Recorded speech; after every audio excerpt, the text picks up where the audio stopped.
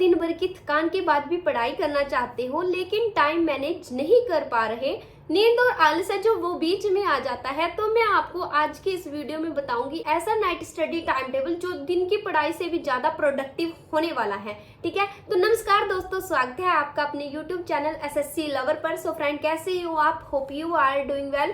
Friends, आज की video में जैसे मैंने आपको बता दिया, आज की वीडियो अपने आप में बहुत ज्यादा इंपॉर्टेंट रहने वाली है। आपको वीडियो को पूरा देखना है, बिल्कुल भी स्किप नहीं करना है। तो स्टार्ट कर लेते हैं अपनी आज की वीडियो। आज हम बात करेंगे उन स्टूडेंट्स की जो दिन में कोचिंग लेते हैं या फिर घर के काम या ऑफिस में बिजी रहते हैं, मतलब कि जो कि जॉब करते हैं, उनके लिए वो अपनी स्टडी को कैसे मैनेज कर सकते हैं और सिर्फ रात में ही पढ़ाई का टाइम है जो निकाल पाते हैं। ठीक है, अगर आप एसएससी की तैयारी कर रहे हो, एसएससी में काफ़ी सारे एग्जाम आ जाते हैं। एसएससी में सीजीएल, सीएचएसएल, एमटीएस, सीपीओ, ठीक है, बहुत सारे एग्जाम हैं जो वो आपको एसएससी के अंदर देखने को मिलेंगे।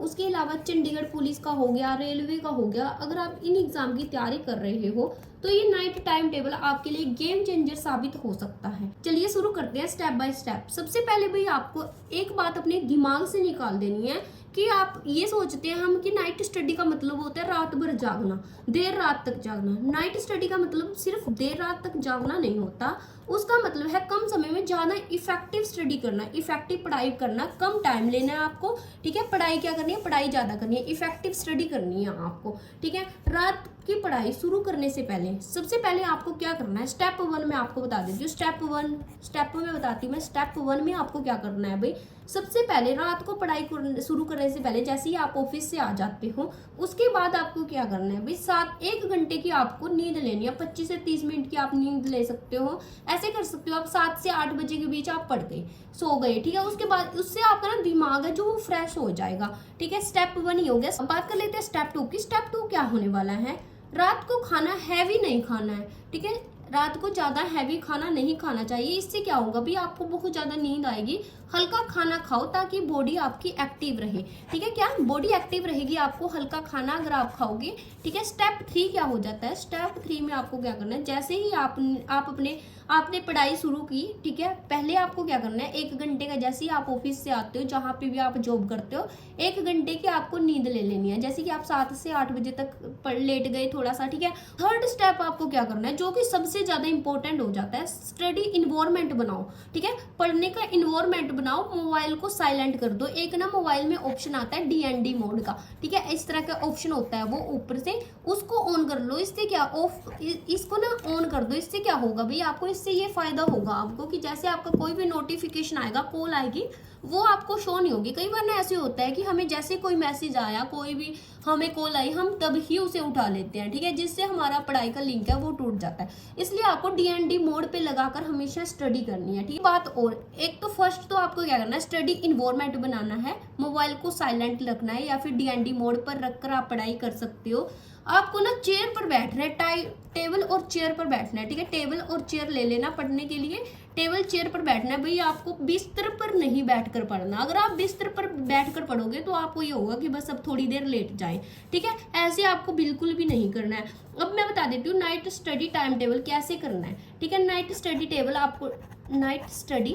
टाइम टेबल कैसे बनाना है भैया, आपको किस तरह से आपको अपना टाइम टेबल है जो वो आप बना सकते हो, वो मैं आपको बता देती हूँ। ठीक है, उसके अलावा आप आगे पीछे थोड़ा सा उसको कर सकते हो। अब मैं आपको एक और दमदार नाइट स्टडी रूटीन बताती हूँ जो आपको रोज फॉलो करना है। ठीक है, आप क्या कर सकते हो, 8:30 बजे से लेकर के 9 बजे तक। ठीक है, 8:30 बजे से 9 बजे तक आपको क्या करनी है, क्विक रिवीजन करनी है भाई। ठीक है, क्या करनी है, क्विक रिवीजन करनी है। जैसे कि आपने आज से आप स्टार्ट कर रहे हो। ठीक है, आज तो चलो आप क्या रिवीजन करोगे, आज तो आप फर्स्ट डे से स्टार्ट कर रहे हो, तो आपको क्या करना है, क्विक रिवीजन का मतलब होता है जैसे आपने आज पढ़ा, आज रात में आप जो कुछ भी पढ़ोगे, ठीक है, उसको जब आप अगले दिन 8:30 बजे आप पढ़ने बैठते हो, आधे घंटे में उसको आपको जितना भी आपने कल पढ़ा था उस सभी को आपको रिवीजन करनी है। ठीक है जी, आधे घंटे के अंदर अंदर, उसको बोलते हैं क्विक रिवीजन। आज जो पढ़ा है उसका 30 मिनट का फास्ट रिवीजन लो। ठीक है, उसके बाद क्या करना है, 8:30 से 9 बजे तक आपने क्विक रिवीजन ले ली। फिर आपको क्या करना है भाई, 9 बजे से लेकर के 10 बजे तक, रात को 9 बजे से लेकर 10 बजे तक कोर सब्जेक्ट पर फोकस करना है। ठीक है, कौन से सब्जेक्ट पर फोकस करना है, कोर सब्जेक्ट पर फोकस करना है। तो सबसे इंपॉर्टेंट विषय है। ठीक है, सबसे इंपॉर्टेंट टॉपिक है, जो सबसे इंपॉर्टेंट टॉपिक कौन सा हो जाता है आपके एग्जाम के पॉइंट ऑफ व्यू से, एक तो हो जाता है आपका जैसे जीके भी इंपॉर्टेंट चंडीगढ़ होती है। जीके तो भाई चंडीगढ़ पुलिस हो गया, दिल्ली पुलिस हो गया, 50 नंबर की तो आपकी जीके ही आती है। ठीक है, सबसे इंपॉर्टेंट टॉपिक हो जाता है आपका जीके।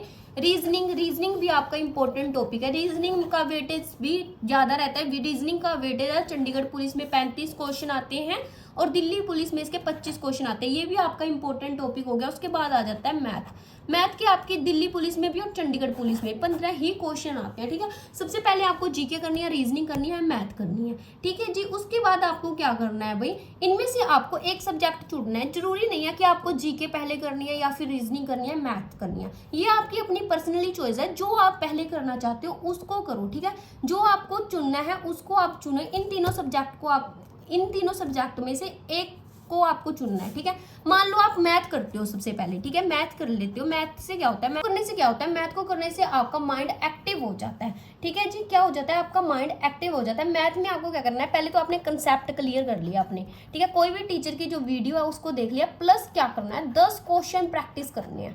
ठीक है जी, क्या करना है, 10 क्वेश्चन प्रैक्टिस करनी है। जो टॉपिक के आपने कॉन्सेप्ट क्लियर करे हैं उसके आपको 10 क्वेश्चन है जो वो प्रैक्टिस करने हैं।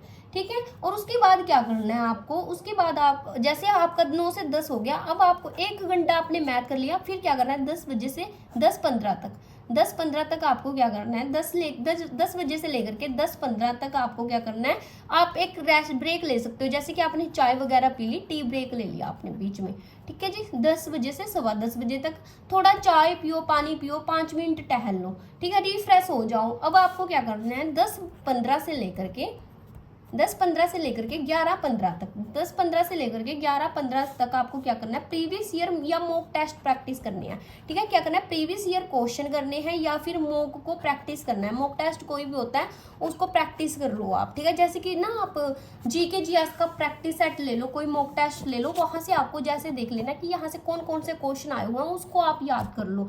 ठीक है, 10:15 से 11:15 तक 1 घंटे आपको करने हैं पुराने प्रश्न पत्र या मॉक टेस्ट लगाओ। ठीक है, क्या करने हैं आपको, पुराने कोई भी प्रीवियस ईयर के क्वेश्चन पेपर हो गए या मॉक टेस्ट लगाने हैं। टाइमर के साथ काम करो, टाइम मैनेजमेंट सीखो। ठीक है, क्या करना है आपको, सबसे मेन पॉइंट होता है कि टाइम मैनेजमेंट सीखो, टाइमर के साथ काम किया करो भाई। उसके अलावा 11:15 हो गई, अब आपको क्या करना है, 11:15 से लेकर के 11:45 तक।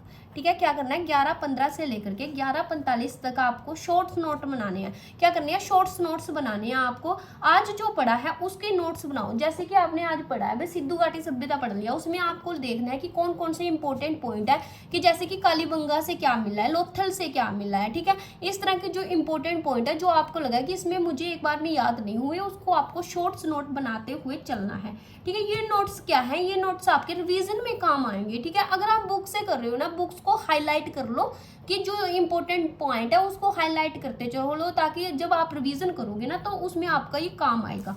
ठीक है, क्या करना है आपको, 11:15 से 11:45 तक आपने ये कर लिया। उसके बाद 11:45 से लेकर के 12 बजे तक, ठीक है, क्या करना है, नेक्स्ट डे हो जाता है, उसमें आपको क्या करना है, प्लानिंग प्लस ग्रेटिट्यूड। क्या करना है, प्लानिंग करनी है आपको। जैसे कि 11:45 हो गया, 11:45 से 12 बजे तक आपको प्लानिंग करनी है कि नेक्स्ट डे आप क्या करोगे। नेक्स्ट डे 12 बजे के बाद अगला दिन चल जाता है, कल आपको क्या पढ़ना है उसका प्लान बनाओ और खुद को 1 मिनट के लिए थैंक यू बोलो कि आपने मेहनत की। जैसे मैंने आपको बताया 11:45 से 12 बजे के बीच में आपको प्लानिंग करनी है कि कल हमने क्या पढ़ना है। इसके अलावा अगर आप मेरे टारगेट को फॉलो कर रहे हो, आप खुद नहीं देख सकते कि हमें आज कितना कितना पढ़ना है। मैं आपको टारगेट सीरीज में यही करवा रही हूँ कि आपको कितना पढ़ना है, कहाँ से पढ़ना है। आप उस वीडियो को उस वीडियो को देखो, उसको एनालिसिस करो और उसको अपनी कॉपी में नोट करो कि हाँ आज दीदी ने ये बोला है और ये मुझे करना है। इसके अलावा आप खुद भी अपने टारगेट है जो वो बना सकते हो। ठीक है जी, रात की पढ़ाई मुश्किल जरूर होती है, लेकिन याद रखो जब दुनिया सो रही होती है तभी सच्चे फाइटर बनते हैं। रात की मेहनत दिन में रिजल्ट बनती है। अगर आपको नींद आ रही है तो अपनी मंजिल को याद करो। क्या वर्दी पहनने का सपना छोड़ दोगे सिर्फ नींद के लिए? अपने आप से ये क्वेश्चन करो। नहीं तो उठो, किताब खोलो और जो बाकी नहीं कर पा रहे वो करके दिखाओ। ठीक है, अगर ये टाइम टेबल आपको अच्छा लगा तो नीचे कमेंट में लिखो I will follow this routine, ताकि आपको कमिटमेंट पक्की हो जाए। ठीक है, वीडियो को लाइक करो और अपने दोस्तों को शेयर करो जो लेट नाइट स्टडी करते हैं। और अगर पहली बार चैनल पर आए हो तो सब्सक्राइब करना ना भूलें, ताकि हर दिन आपको नई स्ट्रैटेजी है जो वो मिलती रहे। हर रात का मतलब एक नया मौका है खुद को बेहतरीन बनाने का। ठीक है। और याद रखो, हार नहीं मानने वाले की ही जीत होती है। मिलते हैं अगली वीडियो में, तब तक के लिए जय हिंद जय भारत।